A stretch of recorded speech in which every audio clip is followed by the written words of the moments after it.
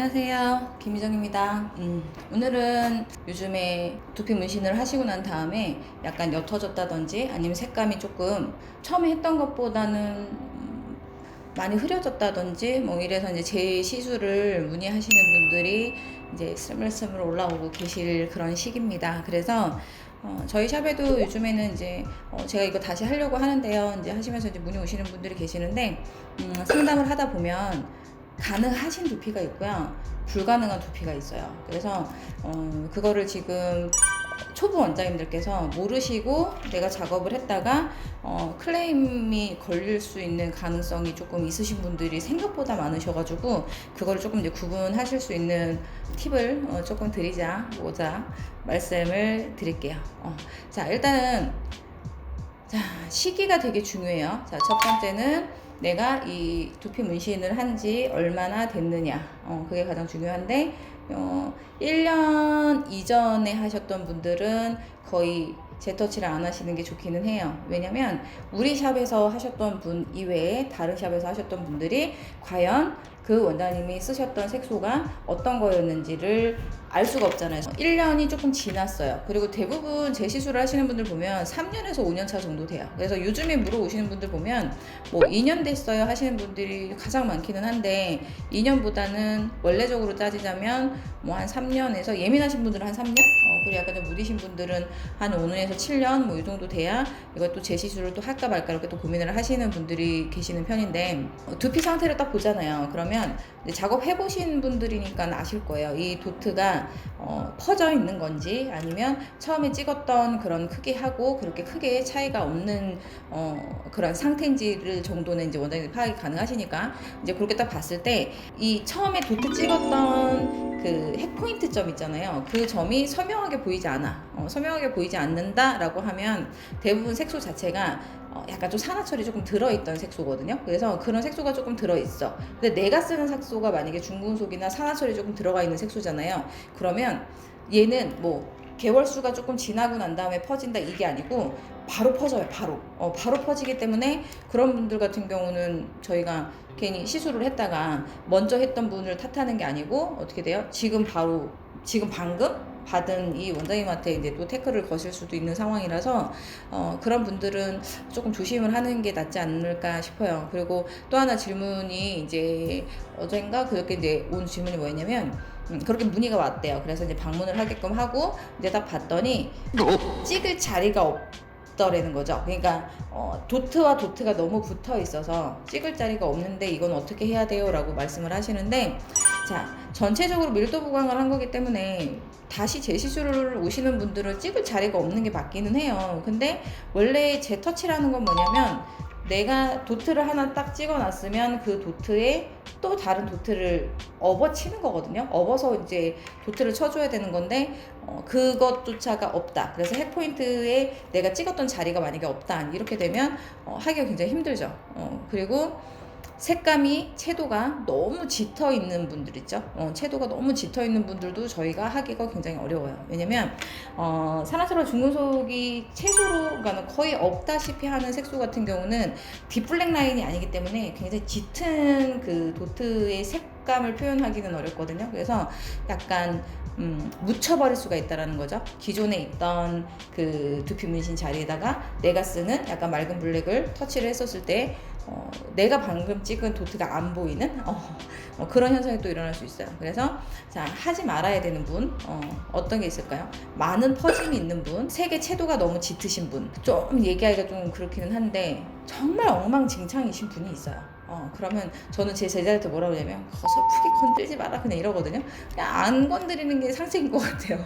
괜히 잘못 그거 하게 되면 좀 문제가 되니까. 그리고 또 하나, 레이저를 함부로 대셔도 안 돼요, 두피 쪽은. 왜냐면 이 레이저라는 거는 열로 인해서 중금속을 이렇게 쪼개는 거예요. 바깥으로 색소를 뭐 100개끔 이렇게 막 펌프질하듯이 빼내는 게 아니고 열에 반응하는 색소가 있어요. 금속 섞인 거. 그래서 뭐 이제 아시는 분이 뭐 유튜브에 검색해 보셔도 돼요. 그 두피 문신 하신 분이 MRI 찍으시다가 두피에 화상 입으신 분 뭐 그런 사례가 있거든요. 그게 뭐냐면 색소 자체에 금속이 있는 거예요. 호일이나 아니면 쌍화탕 뚜껑 뭐 이런 거 있잖아요. 그걸 렌즈 채로 돌리면 어떻게 돼요? 스파크 튀죠. 이렇게 툭툭툭 이렇게 스파크 튀잖아요. 그런 성분이 색소 안에 들어 있었던 거예요. 그래서 MRI 자체도 그런 열로 인해서 이렇게 찍는 거기 때문에 거기에 반응을 한 거죠. 그 색소 자체가 금속이 들어가 있는 그 색소가. 그래서 이 두피에 내가 이제 두피 문신한 그 자리에 스파크가 튀면서 화상을 입은 사례가 있었죠. 그래서 그런 분들이 있는 것처럼 레이저라는 거는 우리 샵에 레이저가 있어. 이래서 두피를 함부로 이렇게 건드리시면 안 돼요. 제가 이제 그 사례가 뭐냐면 얼마 전에 이제 두피를 사진을 하나 보내주셨는데 너무 정말 이건 왜 이렇게 하셨을까 뭐 이런 사진이 있었어요. 근데 그분이 이거 혹시 뺄 수 있냐고 이제 문의가 오셨어요. 그래서 이제 제가 이제 직접 방문을 하게끔 해서 이제 봤는데 레이저를 얼마나 하셨어요? 혹시 하셨냐고 이제 물어봤더니 뭐 한 거 같대요. 그러니까 그거는 이제 그거겠죠. 먼저 자기가 받았던 그 시술 받았던 샵에서 불만을 얘기를 하고 크레임을 걸었더니 이거 빼드릴게요 해가지고 레이저를 그냥 건드리신 거예요. 근데 그랬더니 어떻게 됐냐, 얘네들이 어설프게 건드리면 똘똘 뭉쳐요. 굉장히 더 단단해지거든요. 그래서 제가 한번 건드려 봤더니 어떻게 되냐, 안 빠지는 거예요. 그래서 제가 있죠. 한 번 하신 게 아닌 것 같다. 그랬더니 알고 봤더니 그 원장님이 몇 군데를 이렇게 모시고 가서 거의 한 7번, 6번에서 7번 정도는 건드린 거더라고요. 근데 어설프게 건드리니까 중금속이 깨지지도 않고 얘네들 더 단단해지고 이렇게 되니까 어떻게 해요? 어려워요, 빼기가. 그런 분들은. 그래서 자, 결론은 레이저 함부로 손 안 댔으면 좋겠다. 그리고 레이저를 한번 댔는데 색이 빠지지 않았어요. 근데 약간 먼저 했던 것보다 망쳐 있었던 그 두피보다는 조금 흐려졌대. 그래서 다시 재시술을 하겠대. 그래서 나를 찾아왔대. 그러면 저는 안 해드려요. 그거는 괜히 건드리게 되면 어떻게 되냐면 제가 아무리 메디컬 컬러를 쓰더라도 먼저 베이스가 제가 넣는 컬러보다 더 짙은 명도가 높아져 버리면 작업의 결과를 만족할 수가 없거든요. 그래서 이제 그런 분들은 하실 수가 없고 안 하는 게 좋다. 이제 재시술이 가능하신 분들은 뭐예요? 먼저 시술하신 게 이제 제 손을 걸쳐 가셨던 분, 그렇죠? 저희 샵에서 계속 로테이션을 도시는 분들은 뭐 당연히 재시술이 가능하고, 또 하나는 기존에 했던 게 약간 회색 빛깔을 놓으시는 분이 있어요.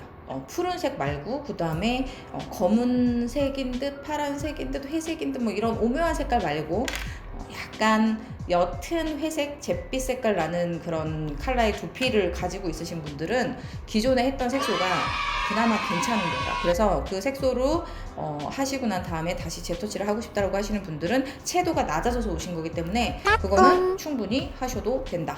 그래서 이제 그런 분들은 하실 수 있고, 또 하나는 처음에는 이 뭐 가르마나 정수리 정도의 탈모를 고민을 해서 두피 문신을 하셨는데 탈모가 더 진행을 해서 그 주변으로 조금 더 내가 터치를 하고 싶어요. 이제 뭐 그런 분들 같은 경우도 가능하다. 뭐 그렇게 생각하시면 될 것 같아요. 자, 그러면 핵심은 뭐냐면 불가능한 분들이 더 많아요.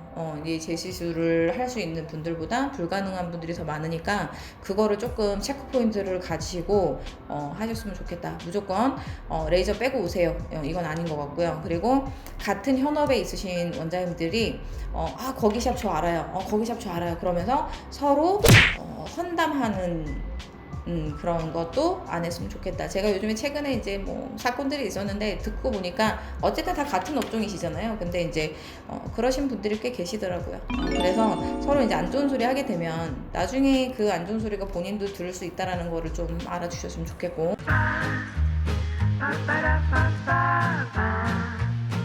자, 그래서 결론은 뭐죠? 재수술이 가능한 두피가 많아져야 한다는 거예요. 그죠? 그래서 지금 시술하시는 거에 내가 작업하는 뭐 색소 아니면 니들, 그 다음에 니들이 해주는 일, RPM 해주는 일, 이런 거를 좀 정리를 잘 하셔가지고 스트레스 받는 분들한테 조금 많이 도움을 좀 드리는 그런 작업을 하시는 직업군이 되셨으면 좋겠습니다. 그리고 그 불가능한 두피 같은 경우는 어쩔 수가 없어요. 그거는 너무 그 기존의 시술 방법 자체가 너무나 이제 그렇게 한 거기 때문에 저희 선에서 아무리 그게 안쓰러워도 어떻게 해드릴 수 있는 방법이 없으니까 그거는 뭐 병원에 가도 근데 그런 분들은 뭐 레이저나 뭐 이런 거를 안 해주시긴 하더라고요. 그래서 요즘에 또 앞으로는 뭐 가바롭이 더 성행을 할 거라고 하잖아요. 그래서 왜냐면 이제 문신이라는 거에 관심을 갖고 또 이제 하고자 문을 두드리시는 분들이 많이 있어서 근데 이제 어디서 하느냐, 누구한테 받았냐에 따라서 1년 뒤, 2년 뒤 내 두피의 상태가